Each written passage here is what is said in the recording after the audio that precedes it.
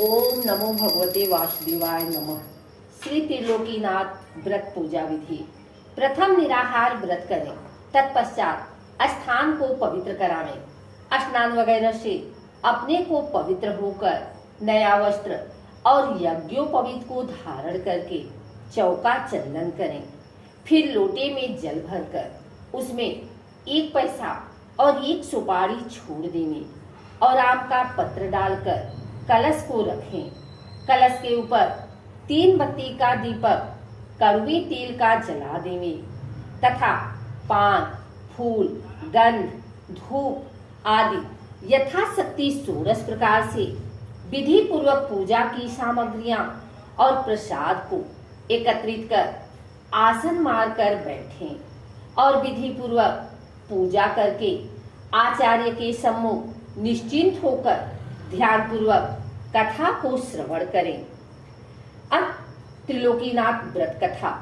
पहले गुरु को गाइए, जिन गुरु रचा जहान, पानी से जो पिंड रची अलग पुरुष निर्वाण। प्रथम ही ओम सार को ध्यावे, जेहि प्रसाद निर्मल मति पावे। अलख निरंजन ब्रह्मनादि, सुंदर मुनिगण गावत बादी। रवि से ज्योति ब्रह्मांड विराजे, तारागण विहंग सब छाजे। दिन और रात जगत में कीन्हा, चारों ऋतु समय पर दीन्हा। कीड़ा कुंजर जीव अनेका, जल थर सरता वृक्ष अनेका। जंगल झाड़ पहाड़ बनावे, यही विधि 14 भुवन रचावे। शो प्रभु अलख निरंजन स्वामी, निराकार घट अंतर्यामी। ताकर भेद को नहीं पावे, वेद वेदांत सभी गुण गावे। विनय करे महादेव सिंह, नाथ सदा गुर खान। भव सागर से पार करू, दास्यापनु जान। कथा प्रारंभ। प्रथम अध्याय। एक समय नारद जी मुनियों के सत्संग में श्री त्रिलोकीनाथ की महिमा का वर्णन कर बताने लगे। तब मुनियों ने उनसे कहा, हे नारद जी, त्रिलोकीनाथ कौन है? आप कृपा कर सारी वृत्तांत को विस्तार पूर्वक कहकर बताइए, ताकि हम लोगों के दिल का संदेह दूर हो। मुनियों के ऐसे प्रश्न करने पर श्री नारद जी बोले, हे मुनिगण, आपने यह प्रश्न संसार के हितार्थ किया है, तो मैं भी वैसा ही वृतांत आप लोगों के सम्मुख कह सुनाऊंगा, ताकि संसार की भलाई हो और जीव पाप कर्मों से निस्तार पावे। इतना कहकर श्री नारद जी बोले, एक समय भारद्वाज का पुत्र शुकेश, शिव का पुत्र सत्यकाम, गर्भ गोत्री सौर्यायणी सूर्य का पोता, अश्लायन का पुत्र कौशल्य, भृगु का पुत्र विदर्भ, देशवासी केतु का पोता कुबंधी, एक ईश्वर परायण ब्रह्म विश्वासी भक्तजन परम ब्रह्मा को जानने के हेतु हाथों में समझाए लिए ऋषि पिपलाद के समीप गए। यह सोचकर कि निश्चय यह मुनि वह सब बता देंगे जो हम जानना चाहते हैं। ये लोग तब वहां पहुंचे तो ऋषि पिपलाद इनसे बोले, आप लोग जो श्रद्धा सहित मेरे पास जानने के निमित्त आए हैं कि संसार में सबसे बड़ा देव कौन है, सो मैं आपको विस्तार पूर्वक कहकर बतलाता हूँ। इतना कहकर ऋषि पिपलाद उन ऋषियों से बोले, एक कल्प का वृत्तांत है कि एक नगर में चारों वर्ण ब्राह्मण, क्षत्रिय, वैश्य और शूद्र रहते थे। उसी नगर में एक मल्लाह भी निवास करता था, किंतु मल्लाह अपनी करनी की बदौलत दारुण दुख भोग रहा था। कहा है कि आगे किए सो अब भुगतावे, अवहि करे सो आगे पावे। जाको प्रभु दारुण दुख दीना, ताकि मत पहले हर लीना। ईश्वर स्वतः सदा निर्दोष रहता है, जो जैसा करता है उसको वैसा ही फल देता है। उस मल्लाह के पास एक कामधेनु गाय थी, परंतु वह कामधेनु गाय 1 पाव से अधिक दूध किसी रोज भी नहीं देती थी। और उस मल्लाह की स्त्री जब से आई तब से अपनी सास को सपने में भी मैया जी नहीं कहती थी, और उसका बेटा बाप को कभी बाबूजी नहीं कहता था। वह बेचारा मल्लाह ऐसा दुख भोग रहा था कि आज खाया तो कल के लिए चिंता लगी रहे। इस कारण वह नित्य परम ब्रह्मा परमात्मा से प्रार्थना करता था कि हे भगवान, कल क्या भोजन होगा। इस प्रकार से जब दुख भोगते भोगते कुछ रोज हो गए तो एक रोज उसकी स्त्री ने उससे कहा, घर में एक छटाक चावल दाल नहीं है और तुम चुपचाप बैठे हो। तब वह मल्लाह अपनी स्त्री की ऐसे वचन सुनकर बोला, क्या करें, पास में तो एक पैसा भी नहीं है। कहो चावल दाल कहाँ से और कैसे ले आवे। अपने पति के ऐसा कहने पर वह मकान के अंदर जाकर देखी कि घर में एक सवा सेर के करीब मटर और ताखे पर 2 पैसे हैं। वह उन पैसों और मटर को उठा लाई और अपने पति को देकर कहा, यह लो और बाजार से चावल दाल खरीद लाओ। मल्लाह मटर को अपने गमछे के कोने में बांध पैसे को टेट में रखकर बाजार को चला। तब उसका दुख दूर करने के निमित्त परम ब्रह्मा परमात्मा ने एक डंडी भेजा। वह डंडी मूंछ का डारा पहने, लंगोटा चढ़ाए, अंग में भस्म रमाए, ऊपर से पीताम्बर और हाथ में कमंडलू लिए दिव्य मूर्ति को धारण किए उस मल्लाह के नगर के निकट आकर एक पीपल के वृक्ष पर चढ़कर बैठ गया। तब तक मल्लाह भी वहां आ पहुंचा। मल्लाह को आते देखकर वृक्ष के ऊपर से डंडी बोला, ए मल्लाह, तुम किधर जाते हो। इस शब्द को सुनकर मल्लाह पीछे की तरफ जो घूमकर देखा तो उसको कोई आदमी दिखाई नहीं पड़ा। तब वह फिर आगे को बढ़ा। बढ़ते ही फिर वही आवाज सुनाई दी कि ए मल्लाह, तू किधर जाता है। दोबारा आवाज सुनकर फिर मल्लाह ने घूमकर देखा और जब फिर उसको कोई आवाज नहीं सुनाई पड़ी तो फिर कौन मुझे पुकार रहा है यह सोच ही रहा था कि उसकी निगाह एक व एक पीपल के ऊपर जा पड़ी तो क्या देखा कि एक बड़ा तेजवान डंडी जटा मुकुट धारण किए, पीताम्बर और हाथ कमंडलू लिए एक पीपल की मोटी डाल पर बैठा है। डंडी महाराज को देखकर मल्लाह प्रणाम करके बोला, महाराज आप कौन हैं और मुझे किस लिए पुकार रहे हैं। इस दास के लिए आपकी क्या आज्ञा होती है। सेवा में यह दास हाजिर है, जो आज्ञा हो कहिए। डंडी बोला, मैं त्रिलोकीनाथ का भेजा हुआ शक्तिमान डंडी हूँ। डंडी महाराज की ऐसे वचन सुनकर मल्लाह ने बड़े हर्ष के साथ साष्टांग प्रणाम किया। मल्लाह का प्रेम देखकर डंडी प्रसन्न हो आशीर्वाद देकर पूछा, तुम कहाँ जा रहे हो। मल्लाह बोला, स्वामीनाथ, मैं बाजार जा रहा हूँ। बाजार का नाम सुनकर डंडी ने कहा, बाजार जा रहे हो तो हमारे वास्ते 1 पैसे का कपूर, 1 पैसे का कड़वा तेल एवं 1 पैसे का पंचमेवा प्रसाद के लिए लेते आना और वह 3 पैसे पीपल के नीचे पड़े हैं, उठा ले जाओ। मल्लाह ने पीपल के नीचे पड़े हुए 3 पैसे उठा लिए और टेट में रखकर डंडी से बोला, महाराज तेल किस में ले आऊंगा। डंडी ने कहा, अपने गमछा में बांध कर ले आना। गमछे का नाम सुनकर मल्लाह सकोच कर बोला, महाराज गमछे में तेल किस प्रकार आएगा। तब डंडी ने हंसकर कहा, तुम त्रिलोकीनाथ का नाम लेकर गमछे में बांध लेना, उनकी महिमा से चला आवेगा। डंडी के वचन मानकर मल्लाह वहां से चला और बाजार में आ पहुंचा। तो अपने मन में विचार कर पहले डंडी महाराज के सामान को खरीदने लगा। बनिया की दुकान पर जाकर मल्लाह ने कहा कि भाई 1 पैसे का कपूर दो। बनिया ने 1 पैसे का कपूर दे दिया। कपूर को लेकर मल्लाह ने अपने टेक से पैसा निकालकर बनिया को दिया और तेली की दुकान पर जाकर तेली से कहा, 1 पैसे का कड़वा तेल दे दो। वह तेली बोला, तेल किस में लोगे, जाकर एक पात्र तो मोल लाओ, तब तेल ले जाना। मल्लाह ने कहा, हमारे पास 3 पैसा अधिक है और एक पैसे का 3 सौदा खरीदना है। पात्र कहाँ से लाऊं, तुम मेरे गमछे में दे दो। तब तेली हंसकर कहा, यह कैसा बेवकूफ है, कहीं तेल घी गमछा में जाता है। मल्लाह ने कहा, तुम तेल दो, मेरे त्रिलोकीनाथ की महिमा होगी तो तेल गमछा में ही चला जाएगा। यह सुनकर तेली अपने मन में कहने लगा कि देखे तो इसकी त्रिलोकीनाथ जी की कैसी महिमा है और गमछा में तेल लेकर कैसे जाता है। इतना कहकर तेली ने 1 पैसे का तेल लाकर दे दिया। मल्लाह ने जब गमछे में तेल ले लिया तो जैसे पुरैन के पत्ते पर जल ठहर जाता है, उसी तरह गमछे में तेल त्रिलोकीनाथ जी की महिमा से ठहर गया। तब तेली देखकर आश्चर्यचकित हो गया। तब मल्लाह पैसा देकर पंचमेवे की दुकान पर जा पहुंचा और तेली वहां सोच सकोच में पड़ा ही रहा। इधर मल्लाह पंचमेवे की दुकान पर जाकर कहा, भाई 1 पैसे का पंचमेवा तो दे दो। मेवा वाले ने 1 पैसे का पंचमेवा दे दिया।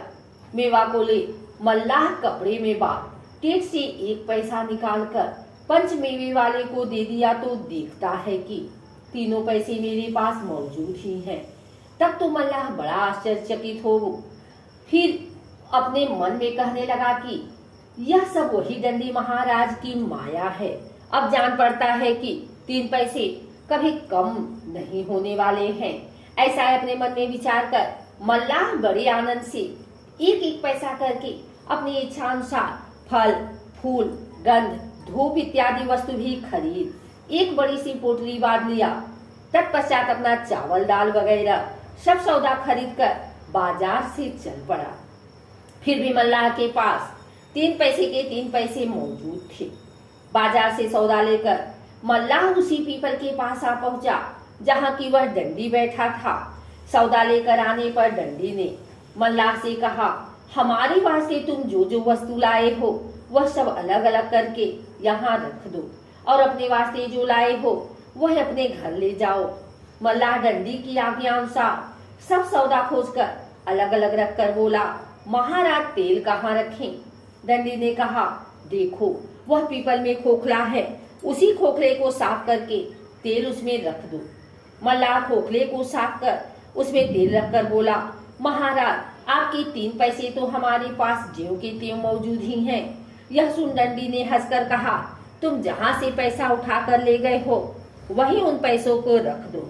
मल्लाह के उसी जगह उन 3 पैसों के रख देने पर डंडी ने मल्लाह से कहा, अब तुम अपना सौदा लेकर जाओ और कल सवेरे ही अपने बंधुओं को निमंत्रण देकर कहना कि अमुक पीपल के नीचे मैं आपके लोकीनाथ का पूजन व्रत कथा को सुनूंगा। अतः सब सज्जनों को निमंत्रण देता हूँ कि अपने बंधुओं सहित पधार कर सम्मिलित होवें। ऐसा कहकर डंडी ने फिर कहा, ए मल्लाह, देखो जिस आचार्य के मुख से त्रिलोकीनाथ की व्रत कथा श्रवण करना, उस आचार्य को आदर सत्कार के साथ भोजन करा के यथाशक्ति जो हो सके दक्षिणा देकर विदा करना। आचार्य को दान नहीं देने से कोई यज्ञ क्यों न हो, वह यज्ञ निरर्थक हो जाता है। जैसे मजदूर को बुलाकर काम करावे और मजदूरी न दे तो वह अधर्म समझा जाता है। त्रिलोकीनाथ की कथा सुनकर अपने बंधुओं सहित प्रेम से प्रसाद को भक्षण करना चाहिए। जो कोई मनुष्य त्रिलोकीनाथ के प्रसाद को पाने में संकोच करता है, उसके ऊपर निश्चित जानो कि त्रिलोकीनाथ का कोप होता है। वह मनुष्य महान कष्ट पाता है और जो मनुष्य त्रिलोकीनाथ का प्रसाद श्रद्धा के सहित लेकर भक्षण करता है, उसके ऊपर त्रिलोकीनाथ अवश्य प्रसन्न होकर मनसा पूरी करते हैं। इस तरह का उपदेश देकर डंडी ने मल्लाह को घर भेजा। द्वितीय अध्याय प्रारंभ। जब मल्लाह डंडी के यहाँ से चला और अपने नगर के निकट आया तो उसका लड़का उसको आते देख बाबूजी बाबूजी कहते हुए उसके पास आकर मिठाई मांगने लगा। लड़के को बाबूजी कहते हुए सुनकर मल्लाह अपने दिल में खुश होकर कहने लगा कि आज तक तो कभी भी मेरा लड़का मुझे बाबूजी नहीं कहा। आज क्या बात है कि बड़े प्रेम के साथ बाबूजी कहते हुए मेरे पास दौड़ा आया। लड़के की बात पर मल्लाह चकित हो प्रेम के सहित लड़के को ले घर चला। उसकी स्त्री ने जब देखा कि मेरा पति एक बड़ा सा गट्ठर लिए आ रहा है तो दौड़ती हुई अपने सासू के पास जा कहने लगी, मैया जी आज न जाने कहां से स्वामी ना एक बड़ी भारी गठरी लिए आ रहे हैं। यह सुनकर उसकी सास बहुत आश्चर्यचकित हो कहने लगी कि आज तक तो सिखलाने पर भी बहू कभी मैया जी मुझे नहीं कहती थी, परंतु आज क्या बात है कि मैया जी कह रही है। बहू की बात पर वह विचार कर ही रही थी कि इतने में मल्लाह अपने लड़के सहित गट्ठर लिए मकान में आ पहुंचा। गट्ठर को देख उसकी माता बोली, बेटा तुम यह गट्ठर कहाँ से उठा लाए हो? क्या कहीं से चोरी तो नहीं कर लाए हो? माता की ऐसी बात सुनकर मल्लाह ने सारा हाल कह सुनाया। तब तो उसकी माता और स्त्री बहुत खुश हुई और भोजन बना, सब प्राणी खा पी कर सो रहे। जब सवेरा हुआ तो उसकी माता, स्त्री और पुत्र तीनों उस पीपल के पास गए, जाकर डंडी को प्रणाम किया। डंडी ने तीनों को बड़ी प्रसन्नता से आशीर्वाद देते हुए कहा कि तुम लोग यहाँ जमीन साफ सुथरी कर तैयार कर दो। तब ये तीनों डंडी के कहने के मुताबिक वहाँ की जमीन साफ करने लगे।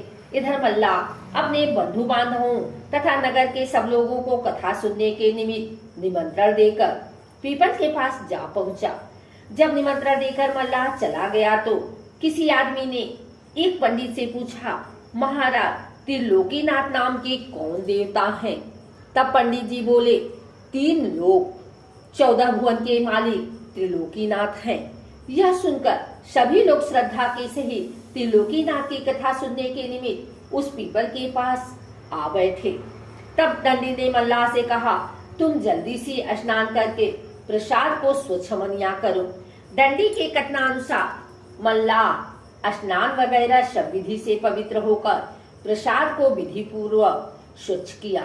तब फिर डंडी ने कहा कि चौका चंदन करके प्रसाद को 3 भागों में पृथक पृथक रखो और लोटे में जल भरकर उसमें 1 पैसा और 1 कसैली डालकर उसके ऊपर आम का पत्र देकर 3 बत्ती का दीपक कड़वे तेल का जला दो और कपूर की आरती कर आसन लगाकर बैठो और प्रेम के सहित श्री त्रिलोकीनाथ का सदुपदेश सुनो।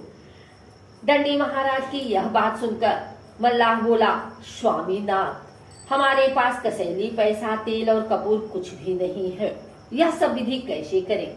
आपकी आज्ञा हो तो बाजार से जाकर मोल लावे।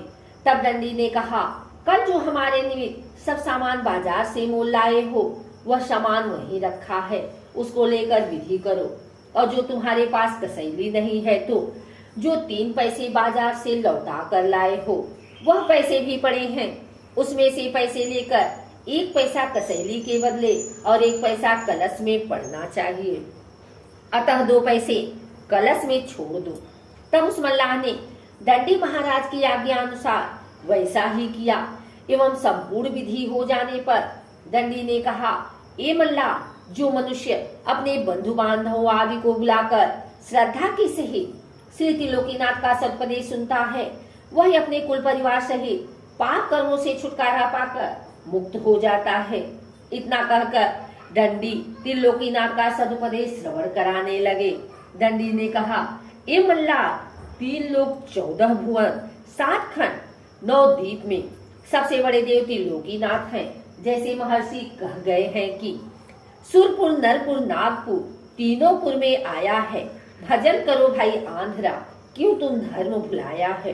अंडर पिंडर स्वदेश उडबी जंडम अस्थावर आदि सब जीवों में जिसकी सत्ता समा रही है उसी प्रभु का नाम त्रिलोकीनाथ सत्यनारायण स्वामी है, जो सारे संसार के पालन पोषण करता और धरता है। इन्होंने अपनी इच्छा के अनुसार सारी संसार को रचा है और वह परम ब्रह्मा परमात्मा अजर अमर अनादि और अजन्मा है। उनका कभी नाश नहीं होता और न वे जन्म ही लेते हैं। वह जैसे सर्वशक्तिमान है वैसा ही उनका गुण तथा कर्म स्वभाव नाम भी अनंत है। जब संसार में घोर पाप होने लगता है तब वह भूमि का भार और दुख हरने के निमित्त अपनी प्रचंड शक्ति को देकर एक पुरुष भेज देता है। वही पुरुष संसार में आकर पापियों को मार भक्तों का उद्धार करता है।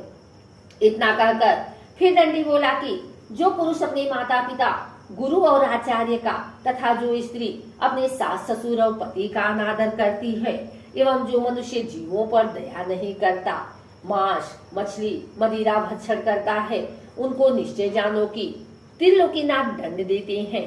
वही स्त्री पुरुष दुखी होकर संसार में कष्ट पाकर मारे मारे फिरते हैं और उनका अनादर के सिवा आदर कहीं भी नहीं होता। देखो त्रिलोकीनाथ की कैसी महिमा है। इस प्रकार के सदुपदेश देते हुए डंडी बोले, जब त्रिलोकीनाथ ने सारे जगत को रचकर 84 लाख योनि को उत्पन्न किया तो सब जीवों उनकी प्रजा तथा संतति है। त्रिलोकीनाथ की पूजा तथा कथा को कहने सुनने का अधिकार सभी के लिए बराबर है, खासकर किसी एक व्यक्ति के लिए नहीं। जो सारे संसार को खिलाता है, वह खाने के लिए किसी दूसरे के आश्रय पर नहीं बैठा रहता। वह खाता भी है और नहीं भी खाता है। खाने का अर्थ यह है कि जब वह सर्व जीवों में वास करता है तो जो जीव खाता है वह उनको प्राप्त हो जाता है। जैसे कहा भी है कि ईश्वर अंश जीव अविनाशी, चेतन अमर सहज सुख राशि, बिन पग चले सुने बिन काना, कर बिनु कर्म करे विधि नाना, आनंद रहित सकल रस भोगी, बिन वाणी वक्ता बड़ जोगी। वह सर्वशक्तिमान परमात्मा सब जीवों में वास करने वाला है और उसके पांव नहीं किंतु चलता है, कान नहीं परंतु सुनता है, हाथ नहीं पर सब कर्मों को करता है, जीव नहीं किंतु सब रसों का स्वाद लेता है, मुख नहीं किंतु बहुत बोलने वाला है, अर्थात उनका रूप नहीं, वह निराकार है। इससे मालूम होता है कि परमात्मा निराकार रहते हुए भी आपके सब कर्मों को जानता है। और परमात्मा के लिए प्रसाद पूजा पर नहीं रखा जाता, किंतु प्रसाद रखने का नियम इसलिए हुआ कि प्रसाद के लालच से लड़के से लेकर वृद्ध तक सब लोग आकर परमात्मा के सदुपदेश को सुनेंगे और प्रसाद पाकर प्रेम के सहित श्री त्रिलोकीनाथ का नाम लेते हुए घर जाएंगे और पाप कर्मों से बचकर त्रिलोकीनाथ की भक्ति में मन लगाएंगे। उपदेश के साथ दृष्टांत इसलिए देकर बतलाया कि लोग जाने कि त्रिलोकीनाथ ने किसको कैसे दंड और फल दिए। दृष्टांत को सुनकर कोई प्राणी पाप कर्मों की तरफ कभी नहीं जाएंगे और कर्मों का फल समझकर श्री त्रिलोकीनाथ की भक्ति में सदा लवलीन रहेंगे। इतना कहकर दंडी ने मल्लाह से कहा, अब विधि पूर्वक हवन करके आरती करो और प्रसाद सभी लोगों को बांट दो। हरी इच्छा। उसी समय में एक ब्राह्मण वहां जा पहुंचा। उस ब्राह्मण को देखकर लोगों ने बड़े आदर के साथ कहा, पंडित जी बैठ जाइए और त्रिलोकीनाथ का प्रसाद लेकर जाइए। ब्राह्मण बोला, पूजा को कौन वर्ग कर रहा है? लोगों ने कहा, मल्लाह। यह सुनकर ब्राह्मण बोला, मल्लाह का प्रसाद नहीं लेंगे। इतना कहकर वह ब्राह्मण वहां से चल दिया।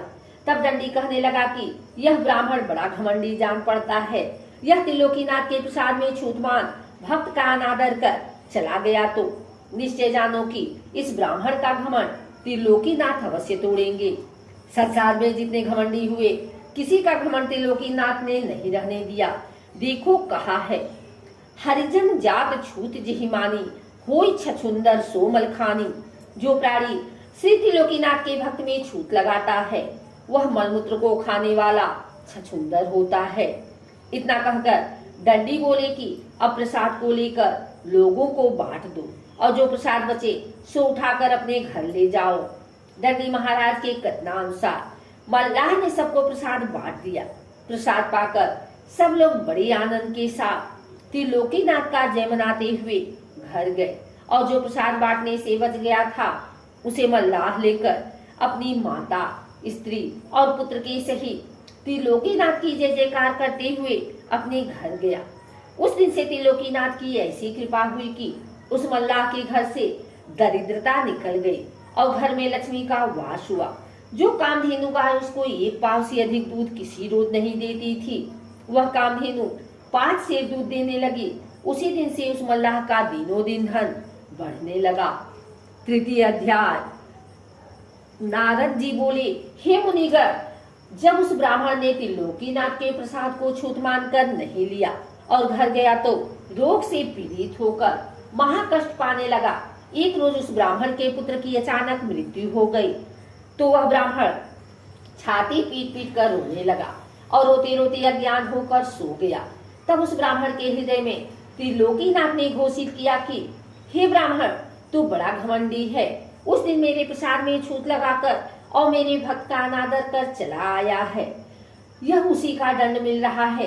तू आज से अपने मन में यह प्रण कर कि त्रिलोकीनाथ की पूजा करके व्रत कथा को सुनूंगा और भगवान के प्रसाद में छूत कभी नहीं मानूंगा। तुम्हारा कल्याण होगा और बेटा जीवित हो जाएगा, नहीं तो तू समझ ले कि तेरा सर्वनाश हो जाएगा। जो प्राणी त्रिलोकीनाथ के प्रसाद को छूत समझकर नहीं लेता है वह महाकष्ट को पाता है और उसके धन जन का भी नाश हो जाता है। भगवान के प्रसाद में कभी छूत नहीं लगाना चाहिए। प्रसाद को श्रद्धा के सहित ले लेना चाहिए, पीछे पान करें अथवा दूसरे व्यक्ति को दे दें। प्रसाद में जो छूत मानता है उसके ऊपर त्रिलोकीनाथ का बड़ा भारी कोप होता है। जब इस तरह की घोषणा उस ब्राह्मण के हृदय में हुई तो वह ब्राह्मण चौंक कर उठ बैठा और उस मल्लाह का प्रसाद न लेने का उसे याद हुआ तो वह अपने मन में कहने लगा कि मैं उस दिन मल्लाह समझकर त्रिलोकीनाथ का प्रसाद नहीं लिया था, उसका दंड हमको अब मिल रहा है। यह समझकर भयभीत होकर त्रिलोकीनाथ की पूजा कथा सुनने का प्रण करके आराधना किया तो उसका पुत्र जिंदा हो गया। पुत्र को जिंदा पाकर वह बहुत खुश हुआ और सवेरे ही उठकर त्रिलोकीनाथ की पूजा और कथा की तैयारी कर मन में विचार किया कि पूजा की विधि तो मुझे मालूम नहीं है, मैं पूजा कैसे करूंगा। यह विचार कर वह ब्राह्मण घर से चला तो पीपल के पास गया जहाँ की मल्लाह ने पूजा की थी। वहां जाकर ब्राह्मण ने देखा कि पीपल के ऊपर दंडी बैठा है। दंडी को देखते ही उसने प्रणाम किया। दंडी ने पूछा, कहो ब्राह्मण, कैसे आए हो। ब्राह्मण बोला, महाराज, मुझे त्रिलोकीनाथ का पूजन करना और कथा सुनना है, लेकिन उसकी विधि मुझे मालूम नहीं है, आप कृपा कर मुझे बता दीजिए। दंडी बोला, उसी मल्लाह के पास तुम जाओ, वह सब विधि तुमको बतला देगा। ब्राह्मण ने कहा, महाराज, वह मल्लाह कहाँ रहता है, मुझे मालूम नहीं है। दंडी ने कहा कि वह इसी नगर में रहता है। दंडी के कहने पर ब्राह्मण उस नगर में गया और लोगों से पूछकर मल्लाह के पास जाकर कहा, ए भाई, मुझे त्रिलोकीनाथ की पूजा करनी है, सो उसकी विधि क्या है बतला दो। यह सुन उस मल्लाह ने पूजा की सारी विधि बतला दिया। विधि को सुनकर ब्राह्मण ने कहा, ए भाई, तुम कृपा कर मेरे साथ चलो, बिना तुम्हारे गए ठीक नहीं होगा। ब्राह्मण की यह बात सुनकर मल्लाह उसके साथ उस पीपल के पास आया और दंडी को प्रणाम किया। तब दंडी ने पूछा, कहो मल्लाह, किस लिए आए हो। मल्लाह ने कहा, महाराज, इनको त्रिलोकीनाथ की पूजा करनी है, सो पूजा की विधि बतलाने के वास्ते मुझे बुला लाए हैं। दंडी ने कहा, अच्छा, जाओ और सब विधि करा दो। दंडी महाराज की आज्ञा पाकर मल्लाह उस ब्राह्मण के साथ गया और पूजा का सब सामान खरीदवा दिया। तब ब्राह्मण त्रिलोकीनाथ के कोप का सारा हार अपने भाई बंधुओं में कर सबको निमंत्रण देकर बुलाया। त्रिलोकीनाथ की कथा सुनने के लिए सब लोग श्रद्धा से ही अपने बंधुओं के साथ आए। इधर मल्लाह ने पूजा की संपूर्ण विधि जब ब्राह्मण को बतला दिया तो ब्राह्मण विधि पूर्वक पूजा करके आचार्य के मुख से कथा को श्रवण करने लगा। कथा समाप्त हो जाने पर कपूर की आरती कर सबको प्रसाद बांटा। प्रसाद पाकर सब लोग त्रिलोकीनाथ की जय जयकार करते हुए अपने अपने घर गए। तब ब्राह्मण आचार्य को आदर सत्कार के सहित भोजन कराकर यथाशक्ति दान देकर विदा किया। तत्पश्चात मल्लाह को भी बड़ी श्रद्धा के सहित प्रसाद देकर विदा किया। उस दिन से त्रिलोकीनाथ की महिमा संसार में प्रचलित हुई और घर घर पूजा कथा होने लगी और त्रिलोकीनाथ सबको मनोवांछित फल देने लगे। जो प्राणी श्रद्धा के सहित त्रिलोकीनाथ की पूजा करता है उसको मनोवांछित फल पूरी करते हैं। हर तरह से त्रिलोकीनाथ की अद्भुत महिमा विस्तार पूर्वक नारद जी ने मुनियों से कह सुनाई। यह कथा सुनकर मुनिगण बड़े प्रसन्न हुए और अपने अपने धाम को चले गए और फिर नारद जी ब्रह्मलोक गए। आइए सुनते हैं त्रिलोकीनाथ की आरती। ओम जय जगदीश हरे, स्वामी जय जगदीश हरे। भक्त जनों के संकट, दास जनों के संकट, क्षण में दूर करे। ओम जय जगदीश हरे। जो ध्यावे फल पावे, दुख बिन से मन का, सुख संपत्ति घर आवे, कष्ट मिटे धन का। ओम जय जगदीश हरे। मात पिता तुम मेरे, शरण गहूँ मैं किसकी। स्वामी शरण गहूँ मैं किसकी। तुम्हें बिनु और न दूजा, आस करूं जिसकी। ओम जय जगदीश हरे। तुम्हें पूर्ण परमात्मा, तुम्हें अंतर्यामी। स्वामी तुम्हें अंतर्यामी। पार ब्रह्म परमेश्वर, तुम सबके स्वामी। ओम जय जगदीश हरे। तुम्हें करुणा के सागर, तुम्हें पालन करता। स्वामी तुम्हें पालन करता। मैं मूर्ख खल कामी, कृपा करो भरता। ओम जय जगदीश हरे।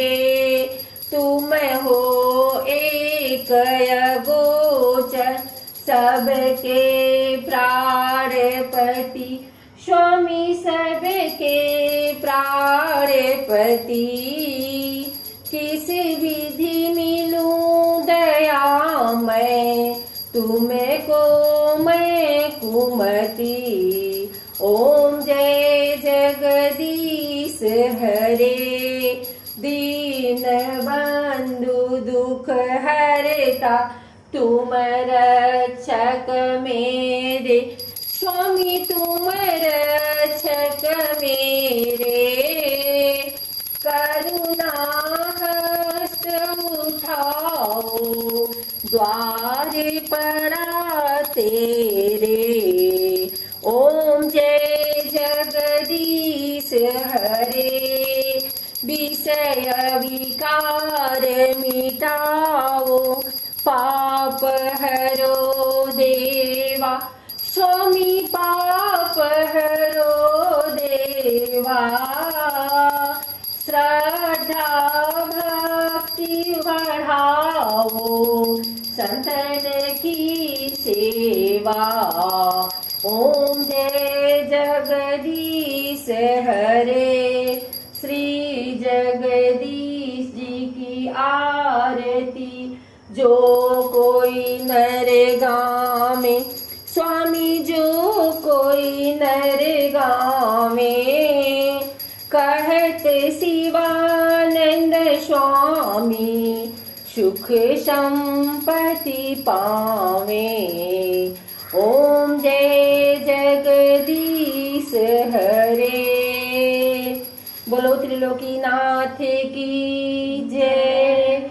उमापति महादेव की जय। भोले शंकर की जय।